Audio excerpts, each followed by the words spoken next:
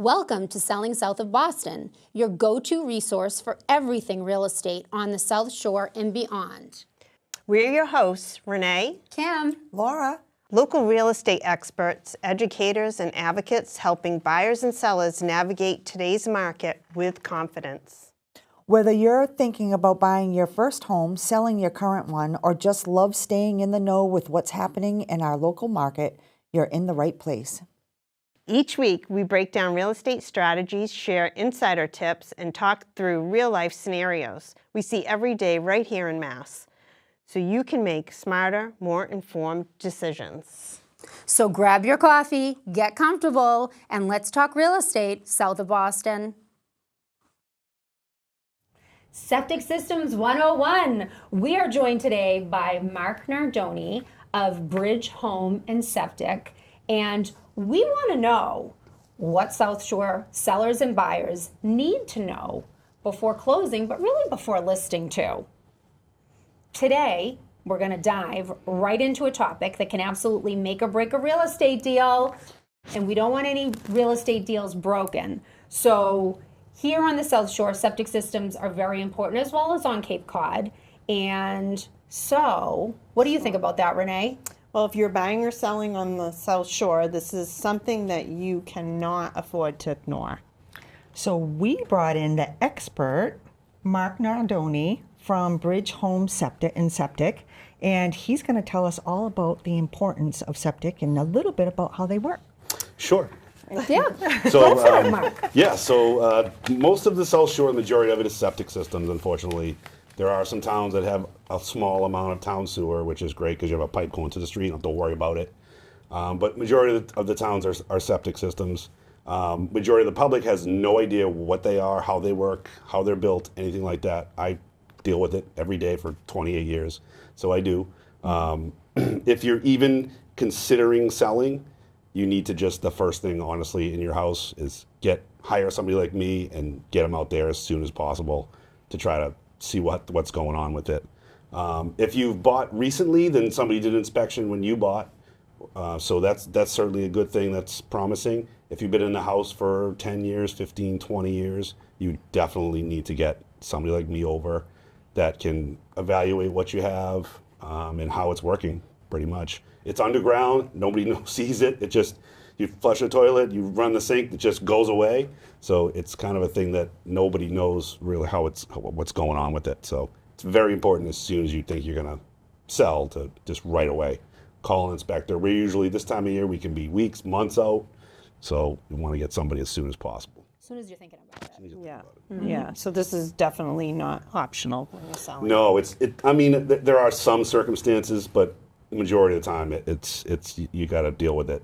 You know, unfortunately, as a seller, to sell to anyone, unless you're selling to a direct family member, or there's, you're going to get a cash buyer and they're going to come in and just buy it and not even though technically in the code it doesn't say that.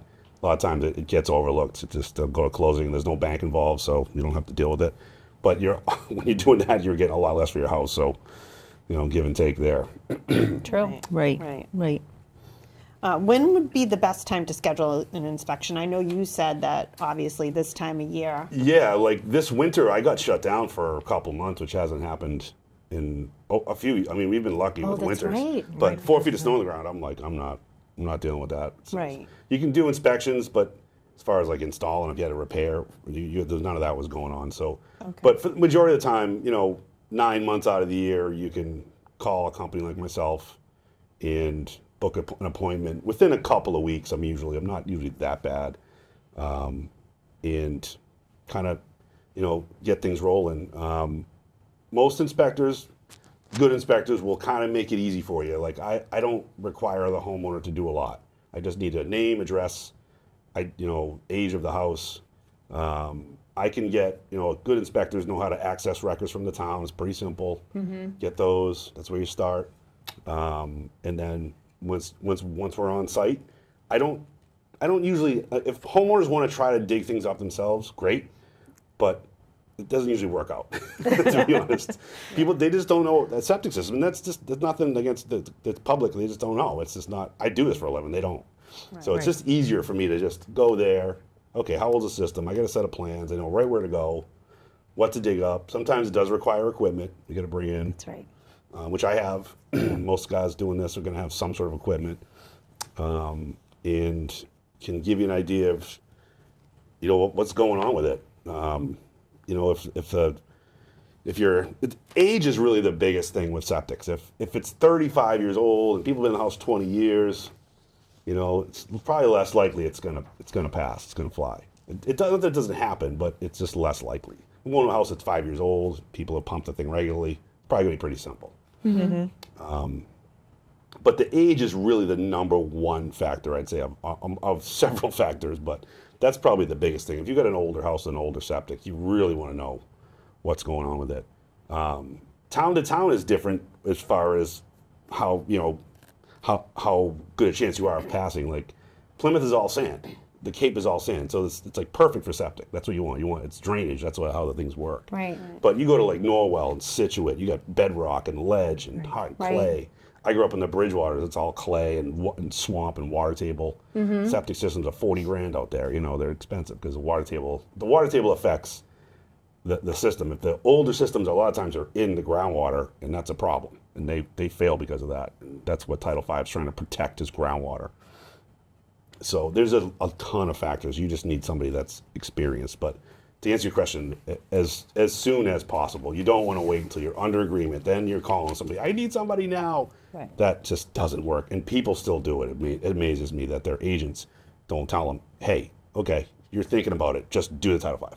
Well, and this is why we always tell our sellers, so if you're thinking about it, get the Title V done because the inspection is good for 2 years. Right. And you're not reporting anything to the town, Mark, or are you reporting something to the town? I don't have to. So okay. it's not a requirement. So if Okay. you just are thinking of selling, you want to have an evaluation. I do the same thing I always do inspection-wise. Dig up the tank covers, dig up the distribution box, or whatever the case may be with what type of system you have.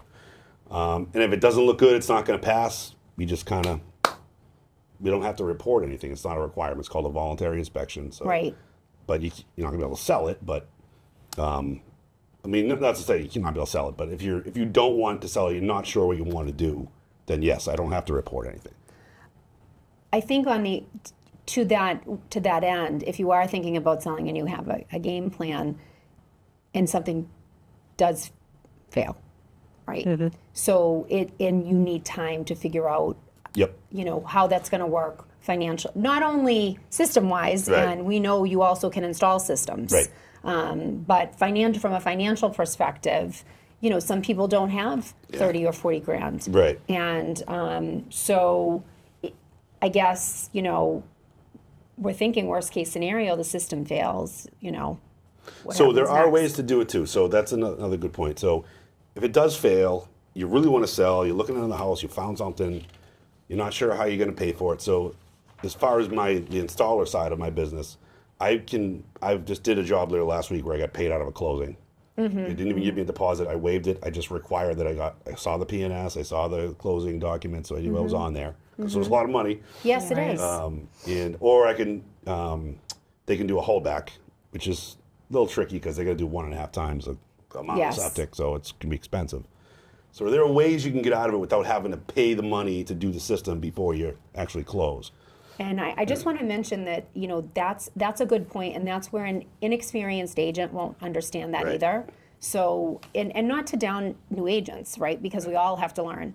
But we know that you can do a holdback. We Right. know that when we work with certain vendors and certain suppliers, they will take money on closing Yep. in most cases. Yep, they will. Depending on what the proceeds are, and they'll get paid just like everybody else gets paid at the closing. I tell people that when I fail something, if they're selling them, I tell people, hey, work with your agent, but there are ways you don't have to panic about it. It happens all the time. It's hard to hear. You're going to spend 25 grand on a hole in the ground. Like, what? Right. But it happens. Right. It's just a fact of life with septics. Right. And what about if we have buyers? I mean, if we have sellers that they don't per se. Okay, if the septic fails, you'll see on a listing, buyer responsible, Yeah. whatever. I mean, that's a fine line too. I mean, we have found that really limits a seller's buyer pool because we feel that you know, in this market, people are tapped Yeah. as far as buyers Yeah. go. And if you tell a buyer, okay, well, you're going to spend $700,000 on a house, plus you got to foot the bill for a septic, that really limits your buyer pool. Yeah, because banks don't want to fund Severely. it. Banks Right. won't fund it unless there's Right. some sort of money in escrow or pay out of closing. Right. They won't fund them. So we always would say that that's not the best idea. No. Yeah. And, oh, I'm sorry. No, you got good. So one thing I want to mention about it too is if you're putting in a septic, whether it costs, I don't even know the cost now, but $20,000, $30,000, $40,000, it's up there. that doesn't mean that it increases the value of your home, $20,000, I know. $30,000, or $40,000. It doesn't. Everyone, the poop needs to go somewhere. And so, you know, that doesn't increase. It's great that facts you of have a life. new septic and it's great for the new buyers, but Right. it doesn't increase the value. Unfortunately, we wish it could increase the value of the home, but it doesn't. Just doesn't. Yeah. Makes it more buyable. Yeah. It makes Yeah. it more attractive to a buyer. That's Right. got a Right, brand new you'll get septic. more Yeah. traffic. But and- you're not gonna get, Yeah, you're not gonna yeah. get Right. $40,000 more. I know. Yeah. Right. I know people have said, well, can we add that on? I'm like, no, we're No, not I going to poop if you don't do it. I know. People love to talk about septics. Every time we were talking about this before Mark came in, whenever we do a septic video, for some reason we get a lot of likes, hits, questions, because people are intrigued with going to the bathroom and how it works underneath the Well, ground. because you don't see it. I know. It's not Yeah, like you go in your basement, goodness right? You see your boiler, you see it, like, Yeah. you know, you just don't see it. You don't know, it just disappears. Right. I mean, now it's YouTube. You can go Until find it doesn't. Until Until Until it doesn't disappear. Then I get a call, I get calls from people Until it's coming in. people that aren't even selling in a panic because it's backing up and it's coming out of the lawn and what can you help? I'm like, you just keep pumping it until you replace the thing. Yeah. Yeah. Right. So I was going to ask that, you know, what are some things to look for? Yeah. You Yep. know, if the, you know, if the system isn't working, what are some things that? Unfortunately, a lot of times it won't tell you until it comes back at you in the house. That's kind of the most common thing because it's got backfill all over the whole system, so it's trapped. They call it hydraulic failure. So it can't come out of the ground. It's coming through the pipes backwards, uphill because it gets so. And when it gets to failure, it Nobody does that. wants that. No, and it's very common. And it's the first sign when you get a backup in your house that something's going on. The new systems have filters in the tanks where the pipes go out. So, like I have my ex-neighbor at my old house. He called me in a panic last week because it was coming out of his cover, and I put the system in like 5 years ago. I knew it was fine, but there was a filter in the tank that he hadn't cleaned. And he's got, you know, it's like he's got 3 girls in the house. A lot of hair gets in the filters Yes. and clogs them up. We know about that. So I said, don't panic. Just get a pump guy. I'll call my pump guy. I'll get him right over. And, you know, he was fine. It was just, and I Right. see systems that in a past inspection, but they're almost going back into the house because the filter's so clogged. Right. And I see that all the time. All the time. And that's on the newer systems. Zabel Is that the filter. Zabel Yeah. filter? I hate 'em, I but know the Zabel filter. They make me put them in new systems. Any new system has to have them. You know, you have to clean them. Like you have to pull them out of the tank and clean them like twice a year. Right. They're nasty. Right. Okay. It's just And effective. what about code. buyers that want to, like, if they see a home, but yet they're like thinking about putting an addition on? Obviously, the size of the septic. does Yeah, that- so septics are run by basically a number of bedrooms. So ADU is a hot topic with that stuff Oh, too. yes. Right. So so if you have a 3-bedroom septic and your house is 3-bedroom and it passes, then it can stay. But if you put an ADU on, you have to either add to the existing or they'll let you put another system in because the bedrooms don't line up. So I was literally talking to a guy I work with. He's doing one where it's a 3-bedroom house, but it's a 4-bedroom septic. So they're putting a 1-bedroom ADU in and they're tying into the existing system because it's a 4-bedroom. So that's kind of what runs that deal with septics is number of bedrooms. You have all the bathrooms in the world you want. It's just Right. number. That's so weird. It is because that affects occupants, so that's what their concern is. Right. How many Yeah. bedrooms are in the house? And do you have to do it when you're adding an ADU, which, you know, we weren't even thinking about bringing up today, but it's a great topic. Do you have to do a Title V to make sure the do. existing system is If it hasn't working been- before you're going to tie in? Correct. Yep. Okay. If it hasn't been done within 2 years, if it's something within 2 years, then you have that you can use. But Right. if it hasn't, then you got to do Title V, make sure it passes, and then deal with the bedroom. You know, that lining up. So Interesting. Well, that ADU, I get questions about it. Yeah. So I want to kind of segue over to pumping. And so sometimes we see, we've been with sellers and they're like, when we ask about the septic, because it's right on our sheet of costs, upfront costs, Title Yep. V is always one of them. Yep. And they say to us, oh, my septic's fine. We've lived here for 30 years. And I'm like, oh, okay, so you've regularly pumped it? And they say no. And I'm thinking to my head, if it's a 1,500 gallon tank, where did the poop go? Yeah. Is it still in the tank? Is it out It of is. the tank? Okay. Yeah. So here's how they work. So if it's 30 years old, it's gonna have a 1,000-gallon tank. So that's, which Okay. is the old Old size, style? which I see a ton of still. Okay. And that's acceptable. You don't fail because of that. Okay. So the reason why you pump it, so the tank is 1,000 gallons. So a family of 4 uses a couple hundred gallons a day. So you think about that. When you pump a tank down empty, it's going to fill back up again in probably a week.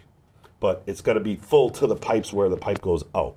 If I open up a tank and everything's up over the pipes, Yes. you got problems. Means because it's Makes backing up. complete sense. Yep, so that's how they work. So when people say, oh, the tank's full, well, it's always full. It's just a matter of how much solid is in there. They call it sludge. So if you go 30 years without pumping a tank, Yeah. you're probably Not so doing good. well. And one other thing I want to mention, because it happened to me, when I went to sell my first home, the distribution box was fine, the tank was fine, but the leaching field needed a remove and replace. Yep. So can you explain a little bit about the leaching field? Yep. So now, like I take Plymouth because that's where we are. So they have if your system fails, if it's same scenario, we need a new leaching field, and if your tank is 30 years old, this is just a Plymouth thing. It's not really Title V, but if your Okay. tank is 30 years old or more, then you replace the tank as well. So Oh, I didn't know that. yeah, Okay, that's so good to know that's now. that's a Plymouth. That's a code. new thing. Okay. Some towns most towns, if you have a 1,000-gallon tank and you fail, you're doing the whole system. You're putting a new tank in, D-box, and some sort of a leaching field. Sometimes it's a remove and replace where it has to be, the old one has to be removed and a new one put in its place.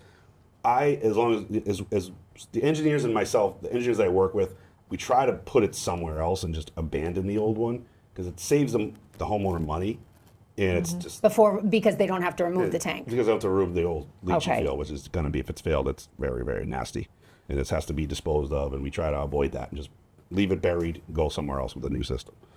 So that's what we try to do. But like I said, if you have a 1,000-gallon tank and you fail, most of the time you're going to 9 times out of 10 around here, you're going to be doing a whole. The whole system. Okay. What can homeowners do to extend the life of the system? Pumping is number Yeah. one, no question about it. Pumping will not help you pass inspection. Like if you're, say, we get an inspector come in, we're going to pump now, and then the Title V says they have to wait 2 weeks to do an inspection. It's really pointless. It's not going to do anything. Your system's not going to revive itself in 2 weeks. Yeah. It's just not. So I just tell people, don't bother pumping. What is the rule? So the rules have changed a little bit, I think. Is the rule that you don't pump prior You can, but you got to wait 2 weeks to do an inspection. Okay. So that's been in the code since for a long time? 95, yeah. Okay. Yeah. All right. I didn't know if that had changed. Yep. So people should I pump it first. I tell people don't bother. Have you pumped it recently? I pumped it last year. Okay, great. If it needs it again, we'll pump it again. But pumping is not going to make you pass. Right. It's just a maintenance. It's like changing oil in a car. My old man always said. But it's a maintenance thing. It really is. I have one more question before we go to something fun. What? But this isn't fun. Yeah, this is fun. So I love when I go to a house and it has a garbage disposal and it's a septic system, and I'm like, oh boy, I see it a lot. I mean, Okay. it's not ideal. we're not supposed to, right? Not supposed to. Yeah. If you use it a lot, it will cause problems. Well, it's not supposed to go in the tank, No, right? it's really not. I see them. Systems still pass, and it's there. I tell people you got to take it out. It doesn't get done. It's one of those kind of deals. It is kind of a red flag, but it's not. It doesn't mean that it's going to It doesn't fail. mean it's definitely going to fail. It just Okay. it doesn't help things. So if I see one, if I'm doing a home inspection, I do that as well. And I see, you got a septic system, take your disposal out. Don't use it, or just use it sparingly if you're going to have to use it. But Okay, and one more question that I'm just thinking about for sellers and buyers. What about the washing machine? yeah, they have to be in the main line. They have to be in the That's one of the things we check when we do an inspection. I go in the basement to make sure everything's tied into the main line going to the septic. Is it good for a septic system? No. It's probably the worst thing in the house. Yeah. Because the soap and the I just think about all the laundry. Yeah, that's My daughter and her laundry. I don't know where it all I know comes the deal. from, but I know. It's probably the worst thing because it's a lot of soap. It's antibacterial. It's a lot Right. of water. So antibacterial isn't good No. for the septic. It's not. What about those enzyme things that? Yeah, there's the Rid-X that it's like a that yeast supposed to help basically. It's supposed to prolong? help.